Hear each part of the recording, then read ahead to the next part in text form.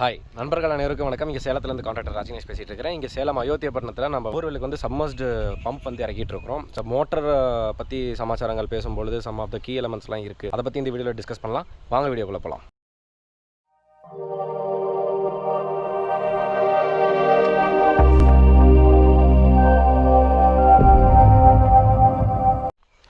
So இப்போது borewell motor வந்து இறக்கிட்டு இருக்காங்க. நம்ம போர்வெல் வந்து பார்த்திங்க அப்படின்னா 630 ஃபீட் வந்து நம்ம டெப்த்து உள்ளே போயிருக்கிறோம். வீடு கட்டுறதுக்கு ஸ்டார்ட் பண்ணுறதுக்கு அடுத்த வேலை வந்து இந்த மோட்டர் பர்ச்சேஸ் தான்.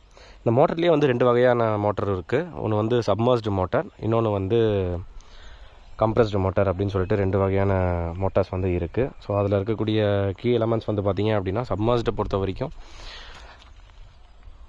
போர்வெல் உள்ளேயே வந்து இன்சர்ட் பண்ணிவிடுவாங்க.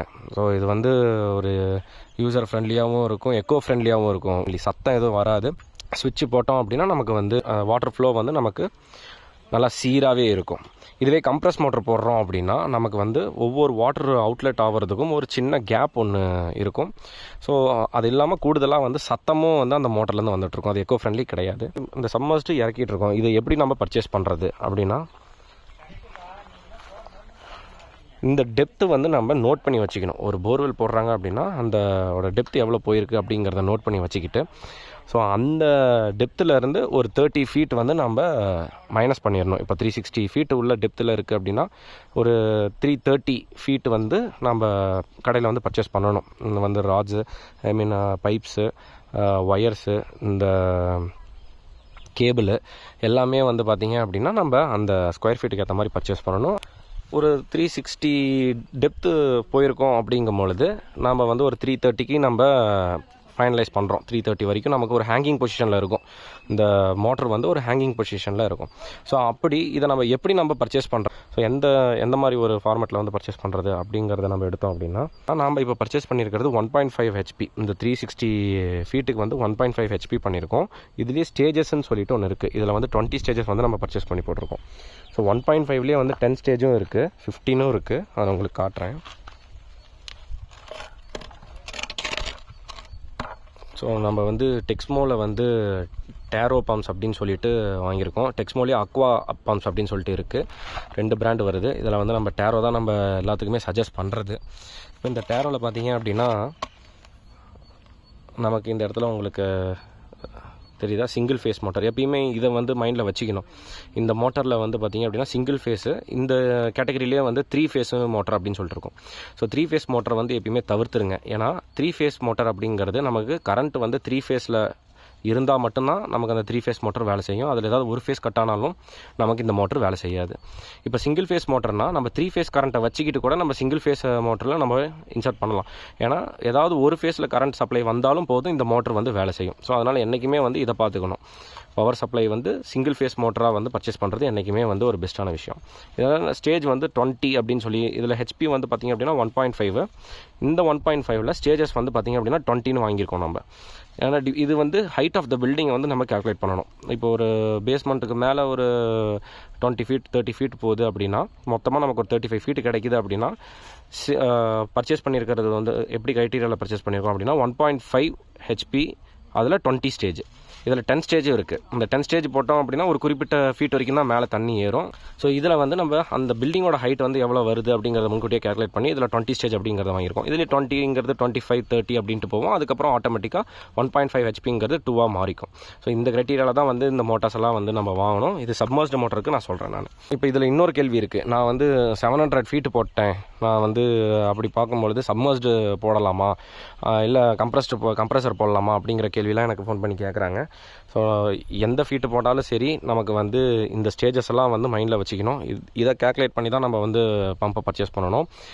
அது வந்து டிபெண்ட்ஸ் அப்பான் மோட்டர். இப்போ 1000 ஃபீட்டு போயிருக்கு அப்படின்னா சப்மர்ஸ்டு போடாமல் கம்ப்ரஸர் போட்டால் தான் அது வந்து நல்லாயிருக்கும் அப்படிங்கிறதெல்லாம் கிடையாது.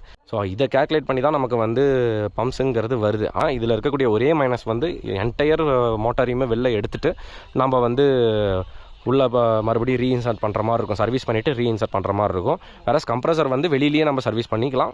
அதுதான் அதோட ப்ளஸ், இதோட மைனஸு. மற்றபடி நான் 1000 ஃபீட்டு போயிட்டேன் அப்போ தான் தண்ணி வந்திருக்கு, இதுக்கு கம்ப்ரஸர் போட்டுடலாமா இல்லை சப்மர்ஸ்டு போட்டுடலாமாங்கிற கேள்வி வந்து அது அந்த கேள்வி வந்து ஒரு அன்னெசரியான கேள்வி. அது வந்து கம்ப்ரஸர் போட்டுறீங்க அப்படின்னா அது வந்து இப்போ பட்ஜெட் ஃப்ரெண்ட்லியாக இருக்கும்.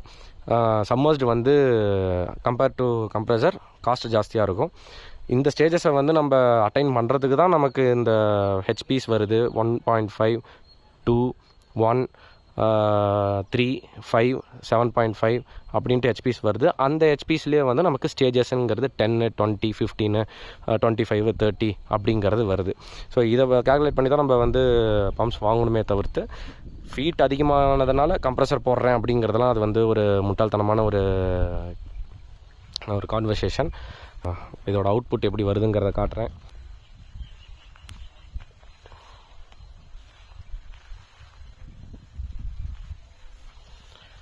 போடுங்கண்ணா.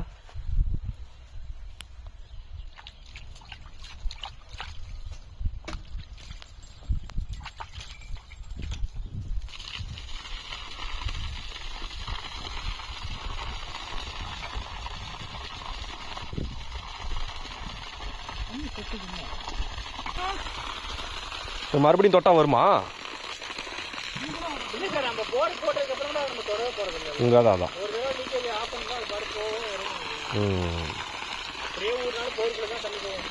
அதான்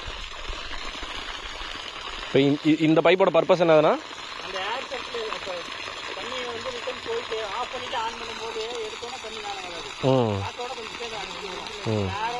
இந்த ஏர் வந்து இங்கே வெளில வந்துடும். ஓகே, இது மேலே டேங்க் வைக்கும் போது தான் இதோட யூசேஜ். ஓகே,